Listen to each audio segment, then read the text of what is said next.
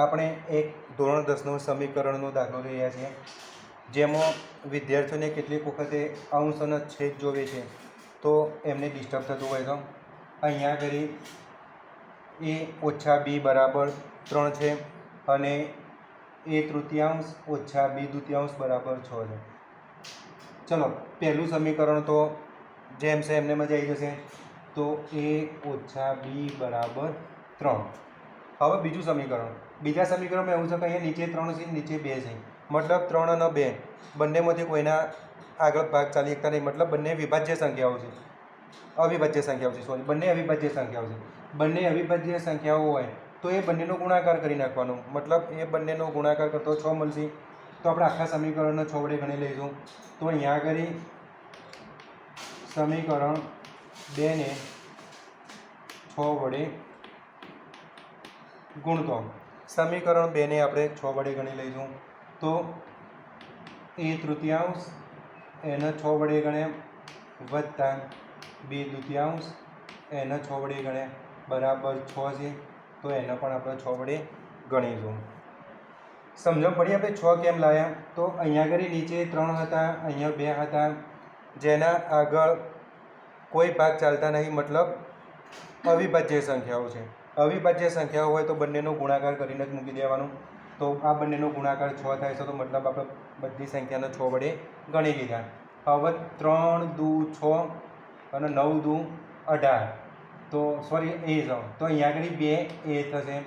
એવી રીતે 2 તરી 6 તો 3b, તો વત્તા અહીંયા આગળ આવશે 3b બરાબર છાયો છાયો 36.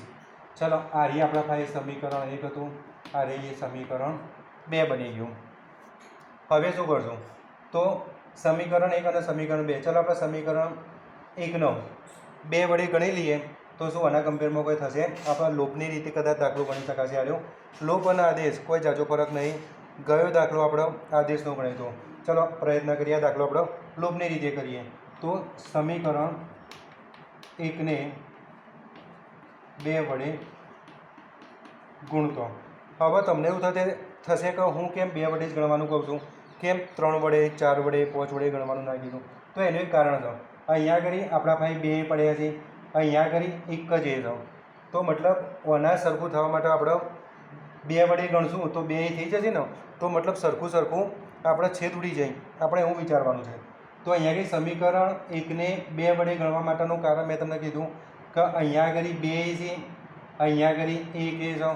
1 એને હું 2 વડે ગણી તો બંને સરખા થશે, જે આપણે છેદ ઉડી જાય છે. તો પછી આપણે સીધી બીજી કિંમતો મેળવવામાં સહેલાઈ રહેશે. તો અહીંયા આગળ સમીકરણ 1 ને 2 વડે ગણતો 2 ઓછા 2b બરાબર 3 નો 2 વડે ગણો તો 6. આ રીએ સમીકરણ મળ્યું. આ સમીકરણ આપણા માટે એક જ રહેશે. હવે સમીકરણ 2 માંથી સમીકરણ 1 બાદ કરતો સમીકરણ 2 માંથી સમીકરણ 1 બાદ કરતો. સમીકરણ 2 માંથી આપણે સમીકરણ 1 બાદ કરીશું તો 2 વત્તા 3b બરાબર 36. એ રીતે અહીંયા આગળ ઓછા કરી 2 ઓછા 2b બરાબર 6. ચલો, હવે એક વસ્તુ જોવા જેવી છે. અહીંયા આગળ બંને વત્તા વત્તા છે, એક ઓછા વત્તા છે. ચલો, આ તો બાદ થઈ ગયું, 2 નીકળી ગયા. હવે અહીંયા બાદ કરીશ તો ઓછા ઓછા વત્તા થઈ જશે. તો એનો મતલબ અહીંયા કંઈ થશે 5b બરાબર. એ જ રીતે અહીંયા કંઈ થશે ઓછા c, આ વત્તા હતા. મતલબ એક વસ્તુ વિચારવાની, જ્યારે બાદ કરતા હોય એ વખતે જે ધન સંખ્યા હશે ઋણ થશે, ઋણ હશે ધન થશે. તો આર્યા વત્તા થઈ ગયા, આર્યા ઓછા થઈ ગયા. 36 માંથી 6 જઈ તો 30 થશે. તો અહીંયા આગળ 5b બરાબર 30. તો b બરાબર કેટલા? ગુણ્યા સીધો ભાગ્યમાં આવી જશે તો 55. તો અહીંયા આગળ b બરાબર આપણને મળશે 6. બરાબર. હવે શું કરશું? તો સમીકરણ 1 કે 2 ગમે તેમાં આપણે બીની જગ્યાએ 6 મૂકવાના છે. તો ચલો સમીકરણ 2 માં b બરાબર 6 મૂકો તો સમીકરણ 2 આપણા પાસે આવીએ છે 2a વત્તા 3b બરાબર 36.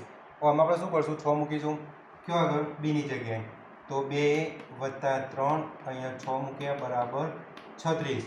6 તરી 18 થશે 2 વત્તા 18 બરાબર 36. તો 2a બરાબર 36.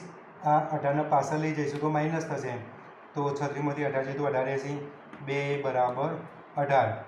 તો a બરાબર 18 દૂતીયાંશ બરાબર 9. બસ આપણને કિંમતો મળી ગઈ.